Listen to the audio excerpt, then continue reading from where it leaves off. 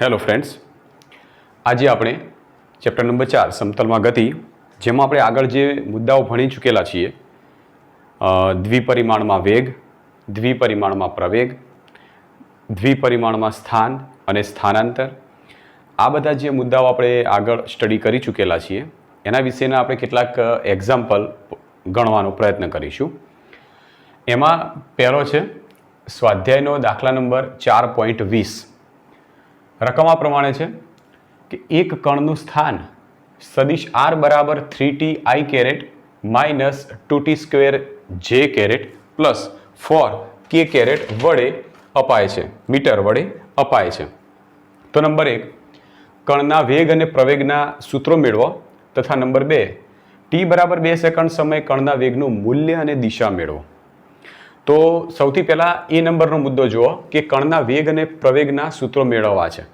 આપણને આપ્યું છે શું? આપણને આપ્યું છે એક કણ છે એનો સ્થાન સદિશ આપી દીધો છે. આપણને આપ્યો છે એક કણ છે એનો સ્થાન સદિશ r બરાબર 3t i caret minus 2t square j caret plus 4k caret metre. એક કણનો સ્થાન સદિશ આપ્યો છે તથા આપણે શોધવાનું છે કણના વેગ અને પ્રવેગના સૂત્રો. કેવી રીતે શોધીશું સ્થાન સદિશ ઉપરથી કણના વેગ અને પ્રવેગના સૂત્રો? સિમ્પલ છે. સ્થાન સદિશ આપેલો હોય એનું સમય પ્રત્યે વિકલન કરીએ તો વેગની કિંમત મળશે, વેગનું સૂત્ર મળશે. એ વેગના સૂત્રનું સમય પ્રત્યે ફરીથી વિકલન કરીશું તો પ્રવેગનું સૂત્ર મળશે. તો આમ વેગ અને પ્રવેગનું સૂત્ર મેળવવું હોય તો સ્થાન સદિશ rનું સમય પ્રત્યે વિકલન કરો અને વેગનું સમય પ્રત્યે વિકલન કરો. તો પહેલા નંબરનું પોઈન્ટ આપણે મેળવીએ. તો સ્થાન સદિશનું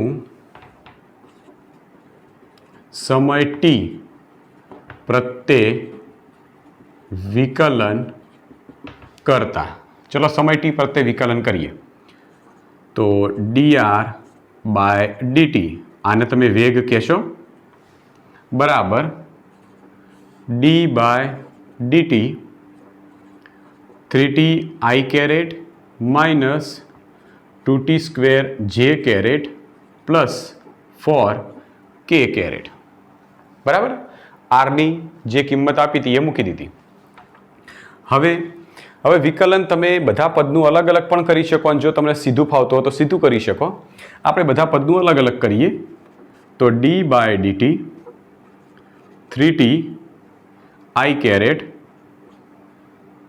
બીજું પદ minus d by dt 2t square j caret, ત્રીજું પદ છે plus d by dt 4k caret.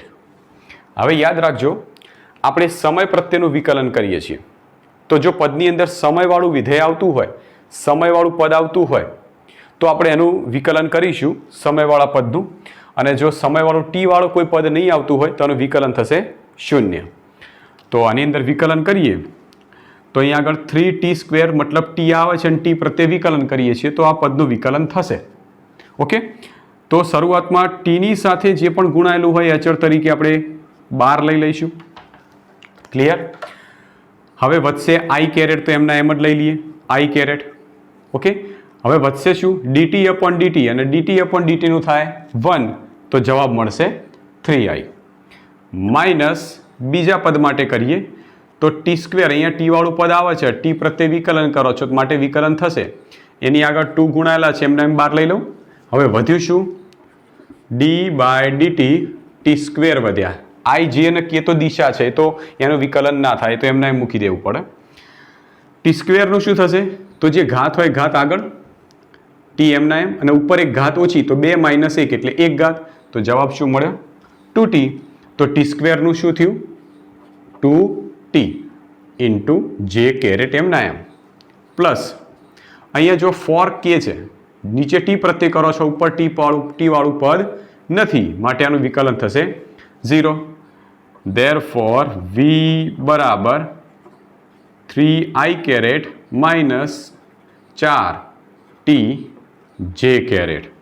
તો આ વેગનું સૂત્ર આપણને મળી ગયું. હવે મેળવવાનું છે પ્રવેગનું સૂત્ર. તો વેગના સૂત્રને સમય પ્રત્યે વિકલન કરો તો પ્રવેગનું સૂત્ર મળશે. તો વેગનું સમય પ્રત્યે વિકલન કરતા વેગનું સમય પ્રત્યે વિકલન કરીએ તો આનું વિકલન કરો સમય પ્રત્યે, તો d/dt સદિશ v અને dv/dt એટલે આ તો થઈ ગયા પ્રવેગ a. હવે આનું વિકલન કરીએ તો d/dt v વેગનું સૂત્ર આખું મૂકી દઈએ, 3i caret minus 4tj caret બરાબર. હવે અહીંયા જો આપણે આ રીતે અલગ અલગ નહીં કરતા, સળંગ આખું કરી દઈએ. પહેલું પદ છે 3i કેરેટ, જેમાં ટી પ્રત્યે વિકલન કરો છો, ટી નથી માટે પહેલા પદનું વિકલન થઈ જશે 0. માઇનસ છે તો માઇનસ. બીજું પદ છે 4tj કેરેટ, જેમાં ટી વાળું પદ આવે છે ટીની સાથે જે ગુણાયેલું હોય એ અચળ આવી જાય. વધ્યા એકલા ટીનું ટી પ્રત્યે વિકલન 1 થઈ જાય અને ઇન્ટુ જે કેરેટ. તો પ્રવેગ એ બરાબર શું મળ્યું? -4j caret. તો પ્રવેગ એનું આપણને આ એક સૂત્ર મળી ગયું છે. હવે મિત્રો ખાસ ધ્યાન રાખો કે આપણને સ્થાનનું એક સમીકરણ આપ્યું હતું, એના ઉપરથી આપણે પ્રવેગનું સમીકરણ લાયા. આ પ્રવેગના સમીકરણમાં કોઈ જગ્યાએ ટી વાળું કોઈ પદ નથી આપ્યું, સમય ટી વાળું કોઈ પદ આવતું નથી. એનો મતલબ એ થયો કે આ સ્થાન અનુસાર મળતો જે પ્રવેગ હશે એ પ્રવેગ સમય ઉપર આધારિત નહીં હોય, અને જે પ્રવેગ સમય ઉપર આધારિત ના હોય એને આપણે અચળ પ્રવેગ પણ કહી શકીએ છીએ. માટે આપણે આને કયો પ્રવેગ કહી શકીશું? અચળ પ્રવેગ, જેની કિંમત કેવી મળે છે? ઋણ. ત્યારબાદ બીજો વિભાગ લઈએ, બી વિભાગ. બી વિભાગમાં જે શોધવાનું છે એ જુઓ કે t બરાબર 2 સેકન્ડ સમય કણનો વેગ, t બરાબર 2 સેકન્ડ સમય કણનો વેગ. ઓકે, 2 સેકન્ડ સમય વખતે કણનો વેગ કેટલો હશે? તો આ સૂત્ર અનુસાર મળતો વેગ તો આપણે જાણીએ છીએ કે વેગ v બરાબર 3i caret minus 4tj caret. તો આ સ્થાન અનુસાર મળતો વેગ આટલો છે, પણ આ વેગ 2 સેકન્ડ સમયનો શોધવો છે. તો આ સમીકરણમાં જે જગ્યાએ ટી આવતા હોય ત્યાં કેટલા લેવાના? 2 સેકન્ડ. સમીકરણમાં ટી બરાબર 2 સેકન્ડ મૂકતા, ટી બરાબર 2 સેકન્ડ મૂકી દો તો v બરાબર 3i કેરેટ માઇનસ 4t બરાબર 2 સેકન્ડ ઇન્ટુ જે કેરેટ. ધેરફોર v બરાબર 3i કેરેટ માઇનસ 4 દુ 8 જે કેરેટ. આટલો વેગ 2 સેકન્ડ સમયે મળશે. પણ આપણે એ વેગનું મૂલ્ય મેળવવું છે. તો આનું મૂલ્ય મેળવવું છે, તો આનું મૂલ્ય મેળવીએ. વેગનું મૂલ્ય, તો વેગનું મૂલ્ય કેવી રીતે કરીશું? માનાંકમાં લઈ લઈશું. બરાબર આ થશે વેગનો i એટલે x ઘટક અને j એટલે y ઘટક. તો મૂલ્ય કેવી રીતે મેળવીએ છીએ? x ઘટકનો વર્ગ, y ઘટકનો વર્ગ, બંનેનો સરવાળો અને એનું વર્ગમૂળ. તો x ઘટકનો વર્ગ એટલે 3નો વર્ગ વત્તા બીજો -8 થશે એનો વર્ગ, વર્ગમૂળમાં 3નો વર્ગ થશે 9, 8નો વર્ગ થશે 64 બરાબર વર્ગમૂળમાં 73 બરાબર આનો જવાબ આવશે 8.54 મીટર પ્રતિ સેકન્ડ. તો વેગનું મૂલ્ય આપણને કેટલું મળ્યું? 8.54 મીટર પ્રતિ સેકન્ડ. ક્લિયર? ત્યારબાદ વેગની દિશા. હવે દિશા કેવી રીતે મેળવીએ? દિશા મેળવવા માટે આપણે આગળ ભણી ગયેલા હતા સદિશમાં કે દિશા મેળવવું હોય અને કોઈ વેગ ઘટકોના સ્વરૂપમાં હોય, x ઘટક, y ઘટક, અને દિશા મેળવવી હોય તો tan થીટાના સૂત્રનો ઉપયોગ કરીશું. તો tan થીટા બરાબર વેગનો y ઘટક ભાગ્યા વેગનો x ઘટક. તમે અહીં આગળ વેગની દિશા મેળવો છો માટે વેગનો y ઘટક ભાગ્યા વેગનો x ઘટક.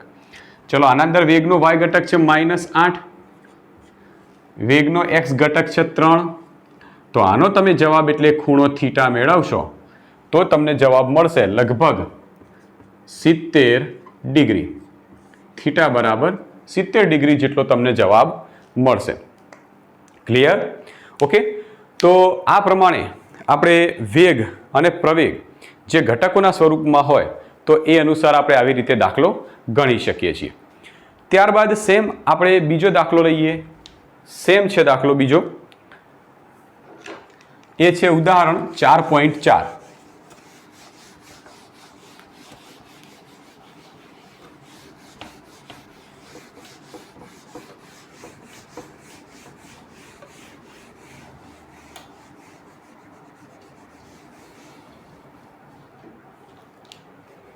રકમ આ પ્રમાણે છે.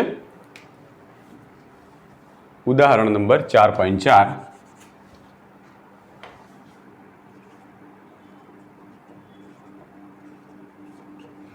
રકમ જુઓ. એક કણનું સ્થાન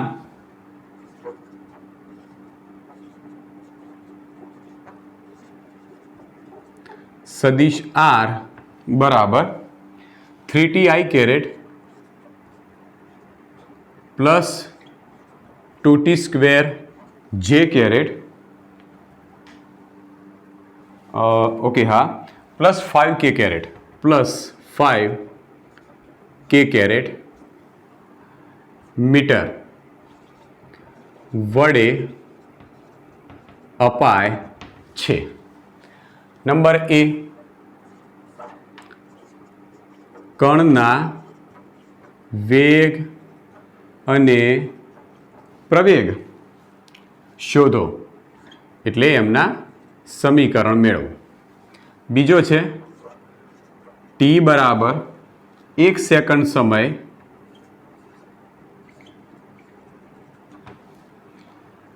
વેગનું મૂલ્ય અને દિશા શોધો. વેગનું મૂલ્ય અને દિશા શોધો. ક્લિયર? ઓકે. દાખલો જો સેમ દાખલો છે, ગયો દાખલો ગણ્યો તો એવો જ એવો છે. તો જોડે જોડે ગણતા રહો ફટાફટ. કેવી રીતે ગણીશું? પહેલાં તમારે કણનો વેગ અને પ્રવેગ શોધવાનો છે. એક સમીકરણ આપ્યું છે, તો સૌથી પહેલાં સ્થાન સદિશ આરનું સમીકરણ લખી દઈએ. 3ti caret plus 2t square j caret plus 5k caret. આ સમીકરણનું સમય પ્રત્યે વિકલન કરો. સમીકરણનું સમય પ્રત્યે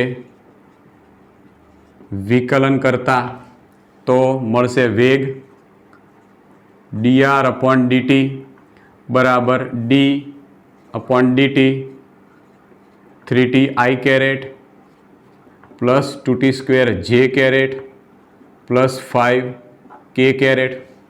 સીધું વિકલન કરી દઉં છું. dr/dt જેના આપણે કહીશું વેગ v બરાબર પહેલા પદમાં t આવે છે માટે એનું વિકલન થશે 3, tનું થઈ ગયું 1 અને i કેરેટ. બીજું પદ છે એ પ્લસ છે માટે પ્લસ. બીજા પદનું થશે ટી સ્ક્વેરની આગળ 2 ગુણાયેલા તો 2 એમના એમ. ટી સ્ક્વેરનું થાય 2t ઇન્ટુ જે કેરેટ પ્લસ છેલ્લું પદમાં ટી આવતું નથી માટે એનું વિકલન 0. ધેરફોર v બરાબર 3i કેરેટ પ્લસ 4t જે કેરેટ. તો વેગનું સમીકરણ મળી ગયું. હવે પ્રવેગનું સમીકરણ મેળવવાનું છે. તો આ જે વેગનું સમીકરણ હતું એને સમય પ્રત્યે વિકલન કરો. સમીકરણનું સમય પ્રત્યે વિકલન કરો. ઓકે. તો dv/dt બરાબર d/dt 3i caret plus 4t જે કેરેટ અને dv/dt એટલે થઈ ગયા પ્રવેગ a. પહેલા પદનું વિકલન પછી બીજા પદનું વિકલન. હવે પહેલા પદમાં t પ્રત્યે વિકલન કરીએ છીએ, t આવતા નથી માટે 0 પ્લસ બીજા પદમાં t વાળું પદ છે એની સાથે 4 ગુણાયેલા તો 4 અને tનું વિકલન થશે t પ્રત્યે 1. અને ઇન્ટુ જે કેરેટ. ધેરફોર એ બરાબર 4 જે કેરેટ. તો પ્રવેગનું પણ સમીકરણ મળી ગયું. આ સમીકરણને આપણે પાછળ લખીએ મીટર પ્રતિ સેકન્ડ, આને લખીએ મીટર પ્રતિ સેકન્ડ સ્ક્વેર. ઓકે, બંનેના સમીકરણ મેળવી દીધા. હવે બી વિભાગ. ટી બરાબર 1 સેકન્ડ સમય કણના વેગનું મૂલ્ય અને દિશા. ટી બરાબર 1 સેકન્ડ સમય કણનો વેગ. ઓકે, તો વેગનું સમીકરણ તો આપણે મેળવ્યું હતું. v બરાબર 3i કેરેટ પ્લસ 4t જે કેરેટ. સમય 1 સેકન્ડ લેવાનો છે, તો આના અંદર સમય જ્યાં ટી દેખાય ત્યાં 1 સેકન્ડ લખી દઈએ. ટી બરાબર 1 સેકન્ડ સમય માટે. તો v બરાબર 3i કેરેટ પ્લસ 4t તરીકે 1 ઇન્ટુ જે કેરેટ. ધેરફોર v બરાબર 3i કેરેટ પ્લસ 4 જે કેરેટ. ઓકે, એનું મૂલ્ય મેળવવાનું છે, તો આનું મૂલ્ય મેળવીએ. વેગનું મૂલ્ય v માનાંકમાં બરાબર વર્ગમૂળમાં પહેલા પદનો વર્ગ વત્તા બીજા પદનો વર્ગ, એનું આખાનું વર્ગમૂળ. પહેલા પદનો વર્ગ 3નો વર્ગ 9, 4નો વર્ગ 16 અને 9 વત્તા 16 બરાબર થાય વર્ગમૂળમાં 25. તો જવાબ મળશે 5. વેગ મળે 5 મીટર પ્રતિ સેકન્ડ. પણ તમે આગળ કેવું ભણેલા છો ગણિતમાં? વર્ગમૂળમાં 25 તો જવાબ પ્લસ ઓર માઇનસ 5 આવે, પણ વેગ કદી ઋણ હોય ના હોય. વેગની કિંમત તમને ધન મળશે. આપણે વેગની કિંમત આપણે ધન લઈશું. ચલો હવે દિશા મેળવીએ. તો દિશા માટે tan થીટા બરાબર વેગનો y ઘટક ભાગ્યા વેગનો x ઘટક. વેગનો y ઘટક 4, વેગનો x ઘટક 3. ધેરફોર થીટા બરાબર tan ઇન્વર્સ 4 ભાગ્યા 3. તો થીટા બરાબર 4 ભાગ્યા 3 કરો, એના tan ઇન્વર્સ કરીએ તો જવાબ મળશે આપણને લગભગ 53 ડિગ્રી. ઓકે, તો આવી રીતે આપણે વેગ અને પ્રવેગ એના દ્વિપરિમાણમાં જે દાખલાઓ છે, દાખલાઓ આપણે આ રીતે ગણી શકીએ છીએ. બરાબર છે. હવે આપણે સૌથી મહત્વની એક થિયરી લઈએ, જે ગયા ચેપ્ટરમાં ભણી ચૂકેલા છીએ. સેમ એ જ પ્રકારની એક બીજી થિયરી છે, દ્વિપરિમાણમાં અચળ પ્રવેગી ગતિના સમીકરણો.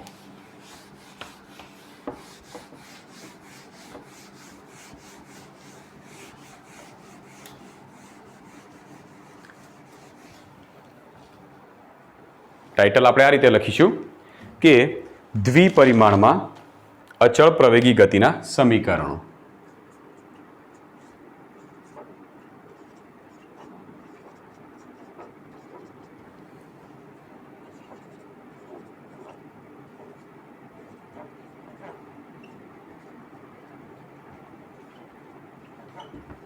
ઓકે, અચળ પ્રવેગી ગતિના સમીકરણો લઈએ દ્વિપરિમાણમાં.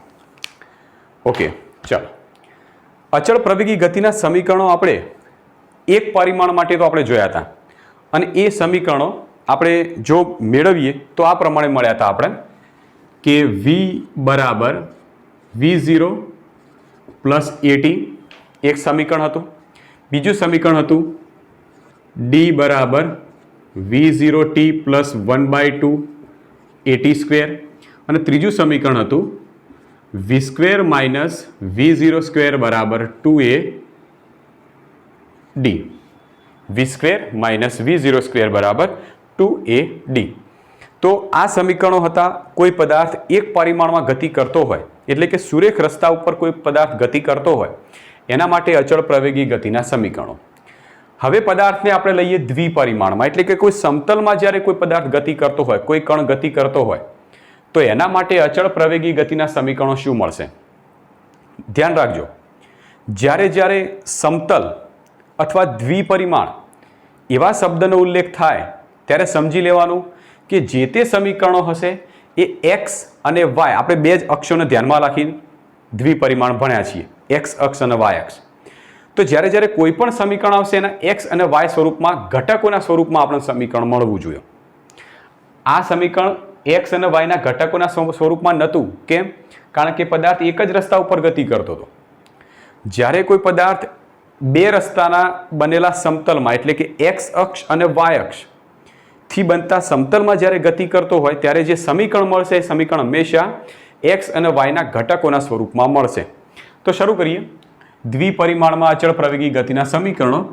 તો ધારો કે દ્વિપરિમાણ તરીકે આપણે એક્સ અક્ષ અને વાય અક્ષ લઈ લઈએ. એક્સ અક્ષ અને વાય અક્ષ. હવે આ એક્સ વાયથી બનતા સમતલમાં કોઈ એક કણ આવા માર્ગે ગતિ કરે છે. આવા કોઈ માર્ગે કોઈ એક કણ ગતિ કરે છે. આ કણ શરૂઆતમાં આ જગ્યાએ હતો એ બિંદુ પાસે, હવે પહોંચે છે બી નંબરના બિંદુ પાસે. એ નંબરના બિંદુ પાસે પહોંચે છે તો એના અનુરૂપ એનો સ્થાન સદિશ આપણે લઈ લઈએ. ધારો કે R0 જેટલો, અને બી નંબરના સ્થાન ઉપર પહોંચે છે ત્યારે આપણે એનો સ્થાન સદિશ લઈ લઈએ, સ્થાન સદિશ R જેટલો.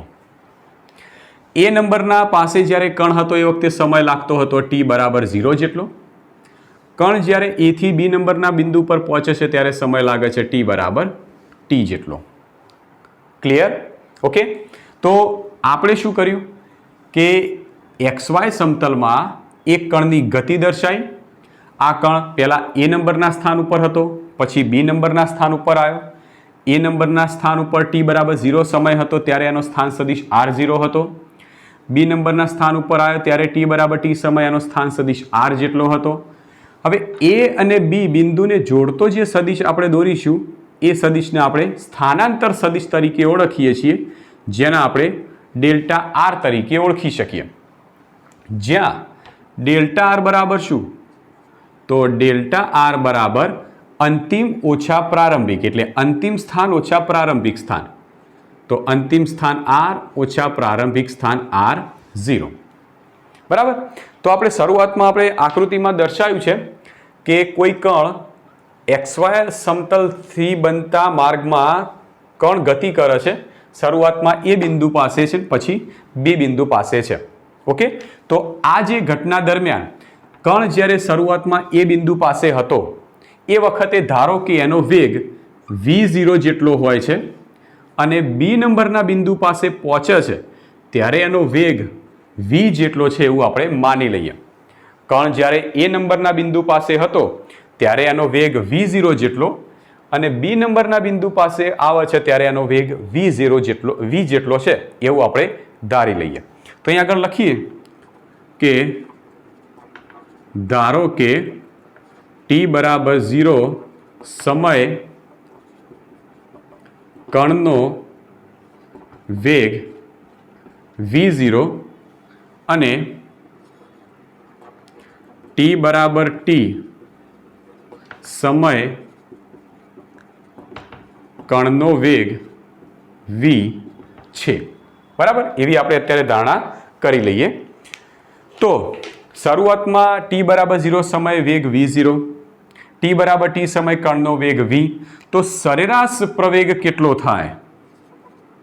તો સરેરાશ પ્રવેગ બરાબર સૂત્ર શું છે? વેગમાં થતો ફેરફાર ભાગ્યા સમયગાળો. ઓકે. સરેરાશ પ્રવેગને આપણે સદિશ એ સ્વરૂપે દર્શાવીએ. બરાબર વેગમાં થતો ફેરફાર. વેગમાં ફેરફાર કેટલો થાય છે? તો અંતિમ વેગ ઓછા પ્રારંભિક વેગ. તો અંતિમ વેગ v ઓછા પ્રારંભિક વેગ v0 ભાગ્યા સમયગાળો, એટલે અંતિમ સમય ઓછા પ્રારંભિક સમય. અંતિમ સમય t ઓછા પ્રારંભિક સમય 0, તો t ઓછા 0 બરાબર t. ધેરફોર t આ બાજુ લાવી દો તો a ઇન્ટુ t બરાબર v માઇનસ v0. તો v ને આપણે કરતા બનાવીએ તો v0 આ બાજુ એટલે પ્લસ થઈ જાય, v0 plus a into t. તો પહેલું સમીકરણ આપણું જે હતું એ આપણે પહેલું સમીકરણ લાવી દીધું, v બરાબર v0 પ્લસ at. આ તો વેગનું સમીકરણ મળ્યું. હવે આ સમીકરણને આપણે એક્સ અને વાય દિશાના ઘટકો સ્વરૂપમાં દર્શાવીએ. તો આને આપણે ઘટકો સ્વરૂપે લઈએ. ઘટકો સ્વરૂપે તો આ અંતિમ વેગ જે રહ્યો, અંતિમ વેગના એક્સ અને વાય દિશામાંના ઘટકો હોય. એક્સ દિશામાંનો ઘટક vx અને વાય દિશામાંનો ઘટક vy. તો પહેલા એક્સ દિશાના ઘટક સ્વરૂપે દર્શાવીએ તો vx બરાબર v0 સદિશ એ પ્રારંભિક વેગ છે. પ્રારંભિક વેગના પણ એક્સ અને વાય દિશામાંના ઘટકો હોય. એક્સ દિશામાંનો ઘટક v0x, વાય દિશામાંનો ઘટક v0y. તો આપણે એક્સ ઘટકની વાત કરીએ તો v0x પ્લસ એવી રીતે પ્રવેગ એ એના પણ એક્સ અને વાય દિશામાંના ઘટકો હશે તો ax ઇન્ટુ t. આવી જ રીતે વાય દિશામાંના ઘટકો લઈએ તો vy બરાબર v0y plus ay into t. તો પહેલું સમીકરણ આપણે મેળવી દીધું. ત્યારબાદ હવે આપણે મેળવીએ બીજું સમીકરણ d બરાબર v0t પ્લસ 1/2 at સ્ક્વેર. તો એના માટે આપણે અહીંયા આગળ ધારણા કરી હતી કે કણ જ્યારે t બરાબર 0 સમય એ બિંદુ પાસે હોય છે ત્યારે એનો સ્થાન સદિશ r0 અને t બરાબર t સમય જ્યારે b બિંદુ પાસે આવે છે ત્યારે એનો સ્થાન સદિશ r જેટલો હોય છે. તો એની આપણે ચર્ચા અહીં આગળ કરીએ કે ધારો કે કણ t બરાબર 0 સમયે સ્થાન સદિશ r0 જેટલા અંતરે અને t બરાબર t સમયે સ્થાન સદિશ r જેટલા અંતરે હોય છે. t બરાબર 0 સમયે r0 સ્થાન સદિશ જેટલા અંતરે અને t બરાબર t સમયે r સ્થાન સદિશ જેટલા અંતરે કણ મળે છે. તો ધેરફોર સરેરાશ વેગ, તો સરેરાશ વેગ બરાબર કેટલું થશે સૂત્ર? તો સરેરાશ વેગનું સૂત્ર શું છે? સ્થાનાંતર ભાગ્યા સમયગાળો. સરેરાશ વેગનું સૂત્ર આપણે જાણીએ છીએ. સરેરાશ વેગ બરાબર સ્થાનાંતર ભાગ્યા સમયગાળો.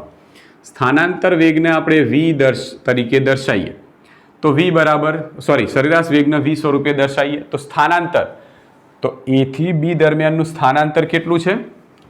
ડેલ્ટા r ભાગ્યા સમયગાળો. અંતિમ ઓછા પ્રારંભિક, તો સમયગાળો મળ્યો t જેટલો. ડેલ્ટા r ને કરતા બનાવો તો શું મળશે? v into t. હવે જુઓ અહીંયા આગળ થોડું આપણે એક ભૂલ કરી છે. સરેરાશ વેગ જે રહ્યો એ સરેરાશ વેગ આપણે બીજું સૂત્ર મૂકીએ સરેરાશ વેગનું. સરેરાશ એટલે શું કે પ્રારંભિક અંતિમ બે સ્થાન ગણ્યા આપણે, પ્રારંભિક સ્થાન અને અંતિમ સ્થાન. તો સરાસરી કોને લઈએ? સરાસરી કોને કહીએ? પ્રારંભિક વેગ વત્તા અંતિમ વેગ ભાગ્યા 2. જો બે સ્થાન હોય તો સરાસરી કેવી રીતે લઈએ? પ્રારંભિક વત્તા અંતિમ ભાગ્યા 2. તો અહીંયા આગળ સરેરાશ વેગ કેટલો થશે? પ્રારંભિક વેગ વત્તા અંતિમ વેગ ભાગ્યા 2. આવા 3 સ્ટોપ હોય તો પ્રારંભિક, મધ્ય વત્તા અંતિમ ભાગ્યા 3. તો અહીંયા 2 સ્ટોપ છે માટે પ્રારંભિક વેગ વત્તા અંતિમ વેગ ભાગ્યા 2. તો v પ્લસ v0/2 બરાબર સ્થાનાંતર ડેલ્ટા r બાય સમયગાળો t.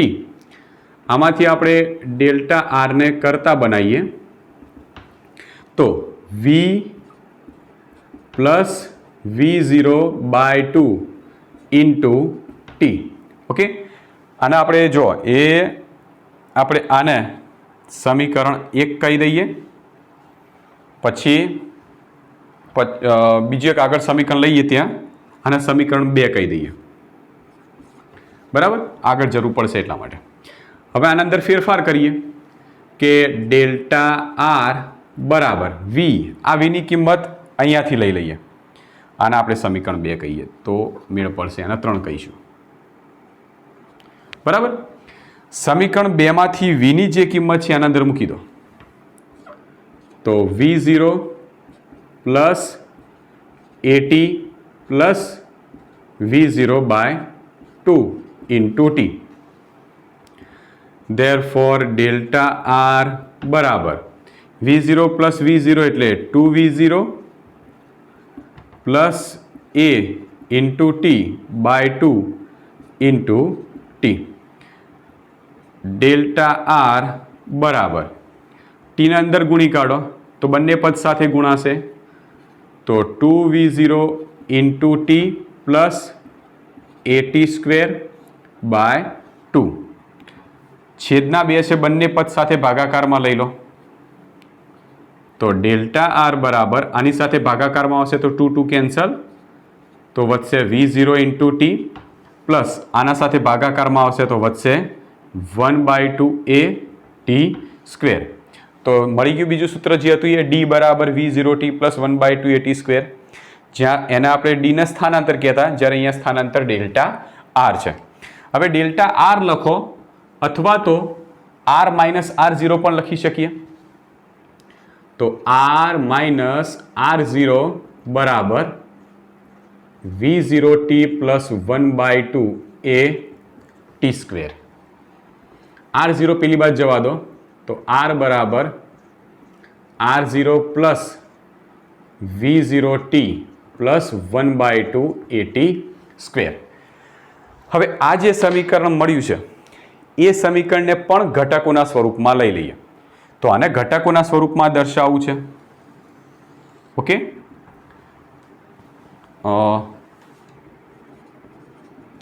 ઘટકો સ્વરૂપે. ઓકે, સ્થાન સદિશ આર એ બી અંતિમ સ્થાન, કણ જ્યારે અંતિમ સ્થાન આગળ પહોંચે છે એ વખતે એનો સ્થાન સદિશ, અને એ વખતના સ્થાન સદિશને આપણે એક્સ અલ્પવિરામ વાય કહી દઈએ. R0 એટલે પ્રારંભિક સ્થાન, અને પ્રારંભિક સ્થાન એ છે એનો સ્થાન સદિશ R0, તો એના માટે યામ લઈ લઈએ x0 y0. ઓકે, તો ચલો આપણે પહેલા x ઘટક દર્શાવીએ પછી y ઘટક. તો સ્થાન સદિશ R નો x ઘટક x બરાબર R0 નો x ઘટક x0 પ્લસ V0 સદિશ એનો x ઘટક V0x એની સાથે t ગુણાયેલા ઇન્ટુ ટી પ્લસ 1/2. પ્રવેગ એ સદિશ રાશિ છે તો એના પણ બે ઘટકો AX ઇન્ટુ T². ચલો y ઘટક માટે લઈ લઈએ તો y બરાબર Y0 plus V0YT plus 1/2 AY into T². તો ઘટકો સ્વરૂપે આપણે આવી રીતે સમીકરણ દર્શાવી શકીએ, જે આપણે આગળ જીનીટના કે જે દાખલાઓ ગણીશું એમાં આપણે આ સૌથી વધારે ઉપયોગ કરીશું. તો બે સમીકરણ મેળવી દીધા, 1 2. ત્યારબાદ આપણે હવે ત્રીજું સમીકરણ મેળવીએ, V² માઇનસ V0² બરાબર 2AD. એના માટે આપણે એક કામ કરીએ કે આ સમીકરણમાંથી ટીને કરતા બનાવીએ, સમીકરણ 1 માંથી ટીને કરતા બનાવીએ, એ ટીને કરતા બનાવી અને સમીકરણ 3 માં મૂકી દઈએ. આમ સમીકરણ 1 માંથી ટીને કરતા બનાવી સમીકરણ 3 માં મૂકતા. ચલો સમીકરણ 1 માંથી ટીને કરતા બનાવો અને 3 માં મૂકો. તો 3 નંબરનું સમીકરણ આવી રીતે ડેલ્ટા આર બરાબર V પ્લસ V0/2. ઓકે, હવે ટીના આના કરતા બનાવશો તો ટી આ બાજુ તો એ નીચે, તો સમીકરણ આવી રીતે બનશે V માઇનસ V0/A. બરાબર. Therefore ડેલ્ટા આર બરાબર અંશનો ગુણાકાર છેદનો ગુણાકાર. તો અંશમાં ગુણાકાર કરશો તો a પ્લસ બી, a ઓછા બી સ્વરૂપનું સમીકરણ થશે. તો જવાબ શું મળશે? A² ઓછા B², એટલે વી સ્ક્વેર માઇનસ V0 સ્ક્વેર થઈ જવાનું, છેદમાં આ બંનેનો ગુણાકાર 2a. તો સમીકરણ આવી રીતે મળ્યું, વી સ્ક્વેર માઇનસ V0 સ્ક્વેર બરાબર 2a ડેલ્ટા સદિશ r, અથવા તો વી સ્ક્વેર માઇનસ V0 સ્ક્વેર બરાબર 2a ડેલ્ટા r તરીકે કિંમત લઈ લઈએ, r માઇનસ r0 આ રહીએ, r માઇનસ r0. આને પણ ઘટકો સ્વરૂપમાં દર્શાવીએ.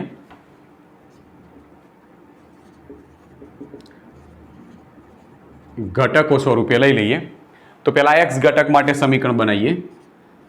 તો vx square minus V0 x square બરાબર 2ax, r માઇનસ r0 એટલે x માઇનસ x0, r નો x ઘટક x, r0 નો x ઘટક x0.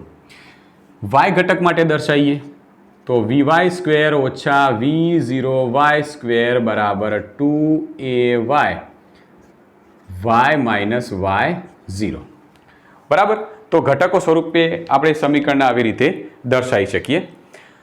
તો આ છે અચળ પ્રવેગી ગતિના સમીકરણો દ્વિપરિમાણમાં અચળ પ્રવેગી ગતિના સમીકરણો.